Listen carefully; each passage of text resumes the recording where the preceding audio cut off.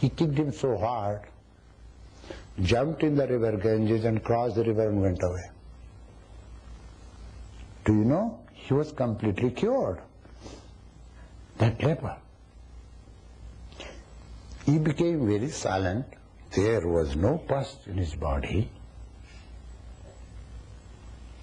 Now, I started, instead of looking this, what has happened, I started searching for that Swami.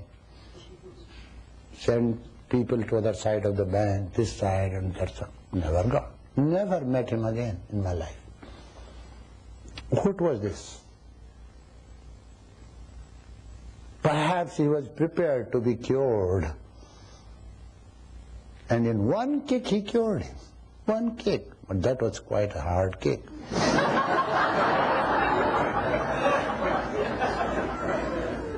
So if you are prepared to have a hard kick in life, last kick in life, and if you are fully prepared, it is possible. I don't forget that. I tried my best to see. I went to all akhadas from where I could take, all the centers, all the institutes. I never saw him. Nobody ever gave me description. He ate his lunch with me. He talked to me. So when he heard somebody, he said, "What is this noise coming?" I said, "There is a leper. I look after him, but he gives me bad names." Half of the chapati he left, and he jumped and kicked him and went away. And that went. Then that leper is just still alive, completely cured.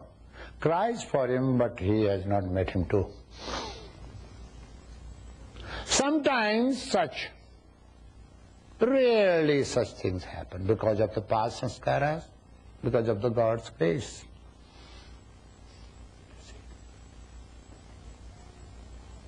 But in orderly way, there is a method of initiation which is called upward traveling. In upward traveling,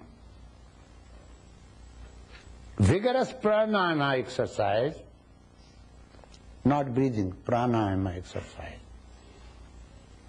is taught with certain bandhas, and then the fluid that is secreted by the ovaries or testes, that starts going upwards.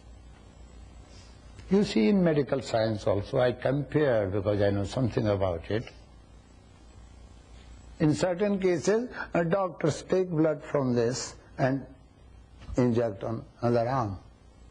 Certain cases.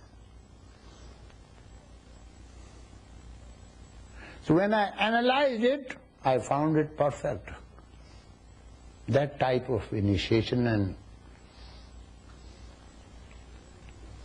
diksha is rarely given by the teacher to a rare student, which is very helpful. Sometimes a student like to abstain from sexual activity, but his dreams disturb him. And in dream, he does the same thing which he is trying to avoid.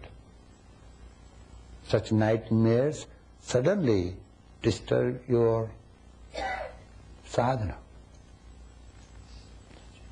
And you completely forget your vows, completely forget that you are not supposed to do it. And dream is as real as waking state. Suppose you are a king during your waking state. And in dream you find yourself becoming a donkey. And you remain in that state for half an hour, 2 hours, 3 hours. What a terrible thing. You cannot say dreaming state is no reality. It has its reality. So sometimes the sadhakas are affected by their dreams, though outside, externally, they are following all the rules. Waking state is under your conscious control, but not dreaming state. For such sadhakas, this method of upward traveling is very helpful. Those who have decided not to, those who have decided and there is no necessity,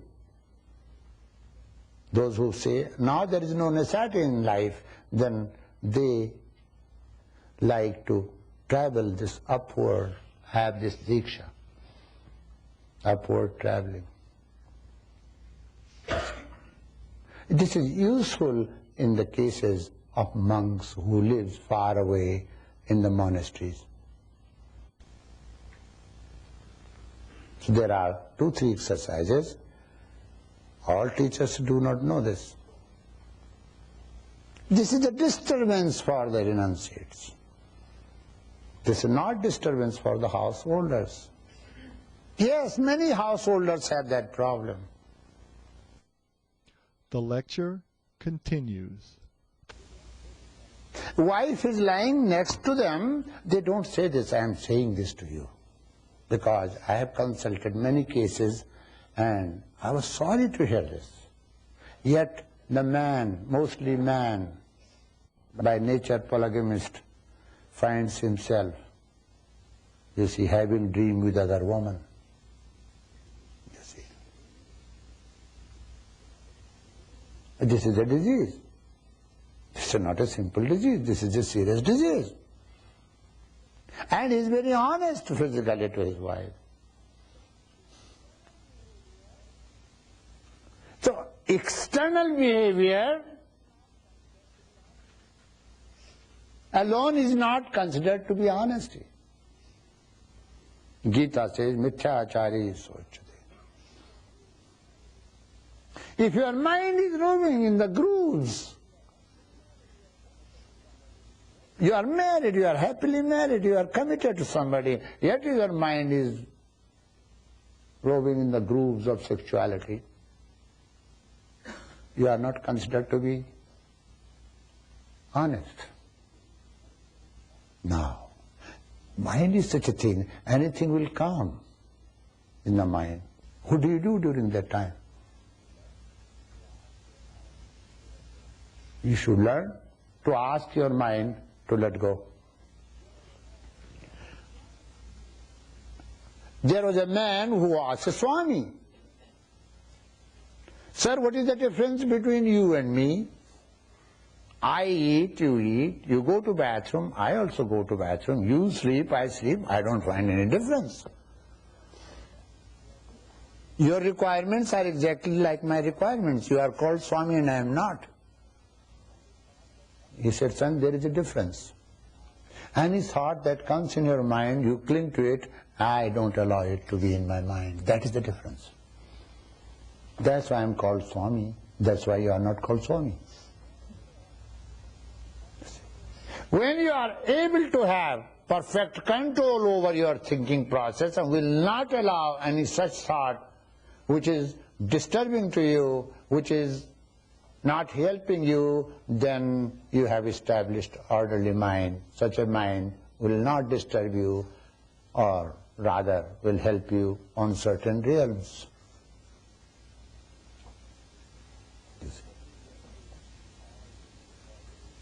So when the teacher sees all these hurdles and barriers, he initiates on the path of, when the student says, when he is crossing 65, 70, and says, "I have seen, now I like to, please give me, I find this difficulty," then this initiation is given.